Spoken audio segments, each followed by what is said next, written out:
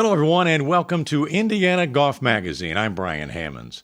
As we approach the new year, let's take a look back at 2025 and what was another great year for Indiana golf. That's our top story, brought to you by the Chariot Automotive Group.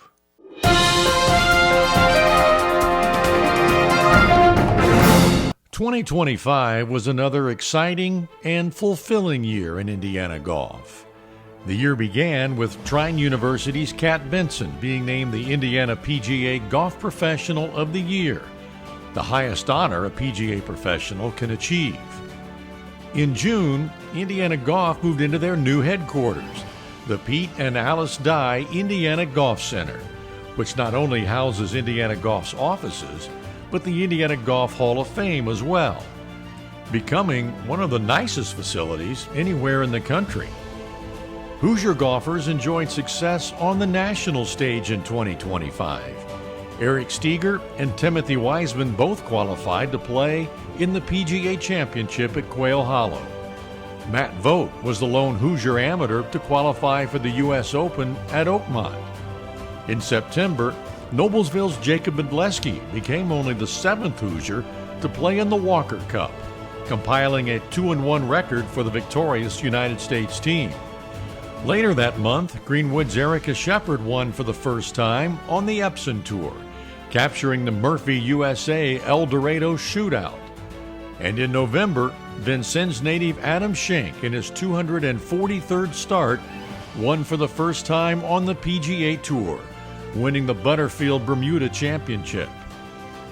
Here in Indiana, Indiana University senior Madeline May won the Indiana Women's Open in a playoff over Taylor Larkins. Nick Benz shot rounds of 62, 66, and 69 to win the Men's Indiana Open Championship by 1 over Michael Davin. At the Indiana Amateur, the youngest player in 57 years came away the winner, 17-year-old Alex Holder from Fort Wayne. Also from Fort Wayne, Maddie DeBeja, a senior at IU, won the Women's Amateur. In August, Timothy Wiseman won the Indiana PGA Professional Championship for the third time in the last 4 years.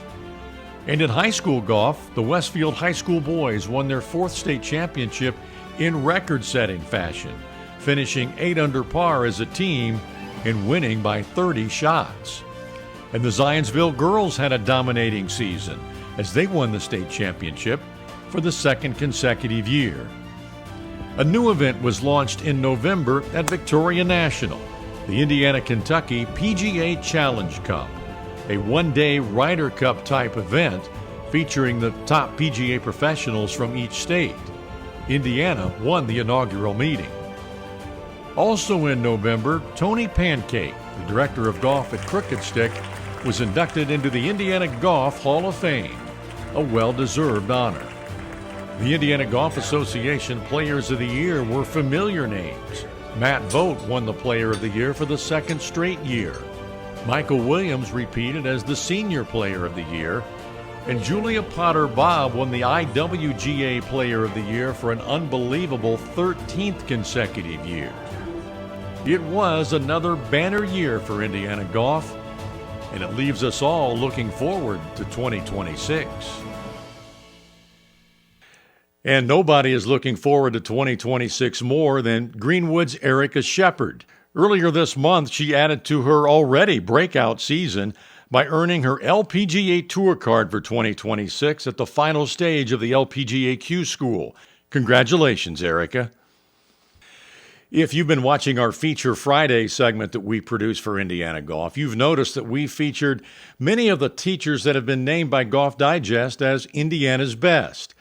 Well, there's one facility in Indiana that has the honor of having 2 teachers on that list, the Golf Performance Academy at the Golf Club of Indiana.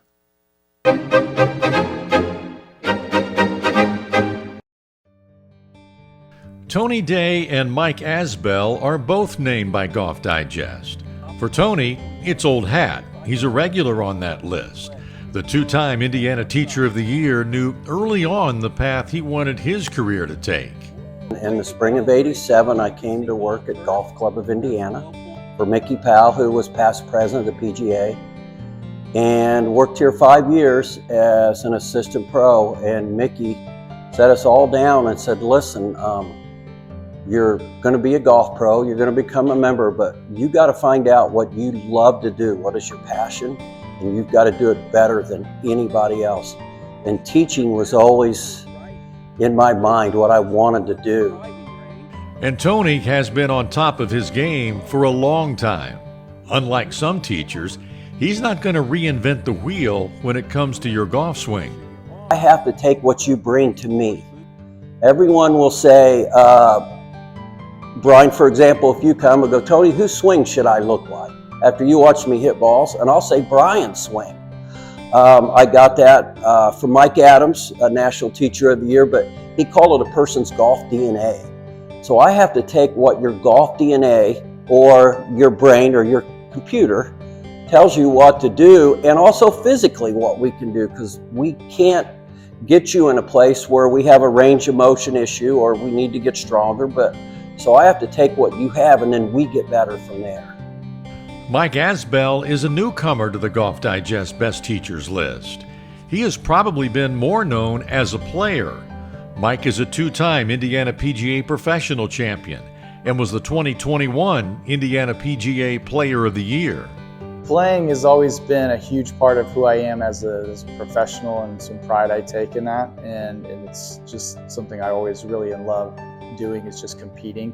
And so that was kind of, just morphing that into the desire to help other people reach their competitive goals. I love teaching competitive players, so that's always, it's kind of a good, relatable kind of back and forth of using my own personal experience to theirs, and to kind of help them along in their journey as well. Mike and Tony have similar teaching philosophies, but may take different roads to get you to the same place. I like to teach more of hitting with the body. It's just, and again, I take that from my own personal experiences as kind of how I learned. I didn't really have a teacher when I was developing and growing in the game, so a lot of it was self-taught and looking at players, and then but I think the bigger thing is just everybody's got their own swing. Understanding kind of how your body's going to work and help or hinder what you're trying to do, and then it's figuring out how to play with that and develop a game around what you can do and what your strengths are.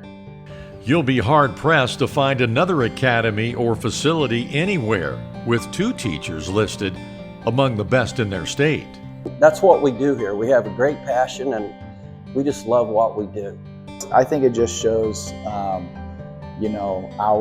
our commitment and passion and to what we're doing here, as it just with our academy, and like I said, it's the relationship I think Tony and I have too that helps us work together, and it's a good relationship, very complimenting and encouraging. So, but yeah, it's a huge honor and speaks highly of our academy. Now let's learn from one of Indiana's best. Mike Asbell wants us to take advantage of the winter months. That's our Golf Performance Academy tip of the month.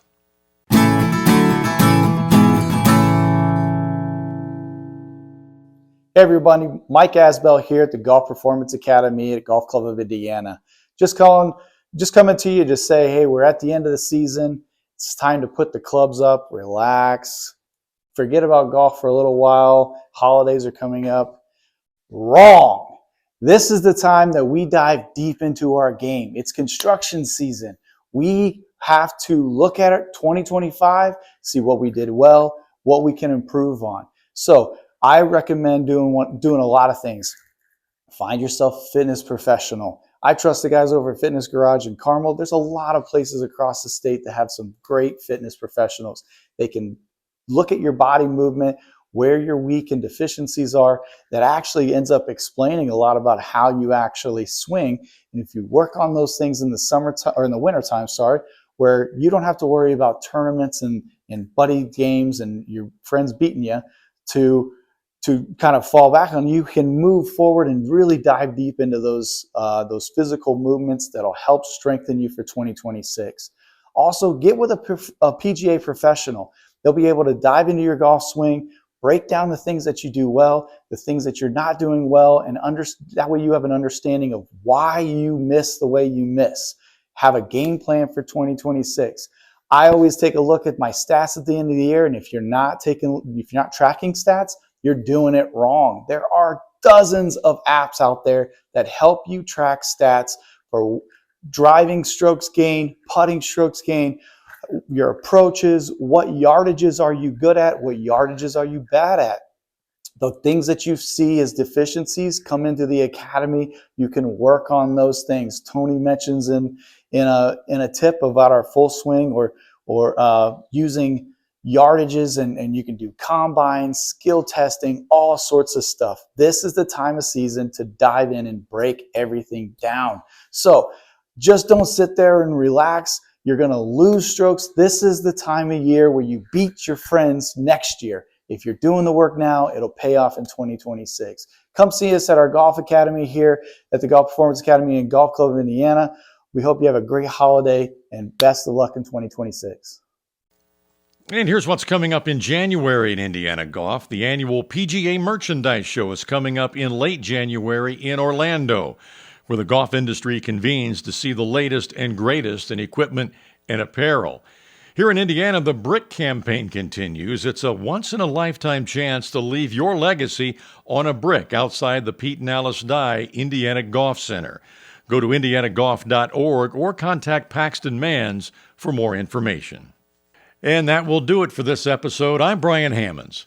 Happy New Year, and join us again next month for Indiana Golf Magazine.